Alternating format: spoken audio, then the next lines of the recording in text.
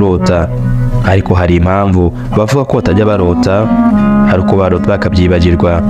Abahanga bavuze ko mu gihe urose ibintu bisa n'ibyo wiriwemo cyangwa se bifitanye isano n'ibyo wari urimo gukora, izo nzozi ziba zidafite igisobanuro kinini. Ahubwo mu gihe urose ibintu bidafitanye isano n'ibyo wari urimo, ibyo bishobora kuba bifite igisobanuro gikomeye. Ariko ibi nabyo ntabwo bikora ko hari abantu bafite impano zo kurota bagakabya inzozi maze yarota ibintu bikaza neza neza nk'uko yabirose, nta cyahindutse na kimwe. Ushobora kuba ufite iyo mpano ariko ntubimenye kuko utajya wita ku nzozi urota cyangwa ntumenye ubusobanuro bwazo. Mu buryo bw'iyobokamana, kurota ni uburyo Imana ivugana n'abantu bayo. Hari ubwo inzozi zituruka ku Mana.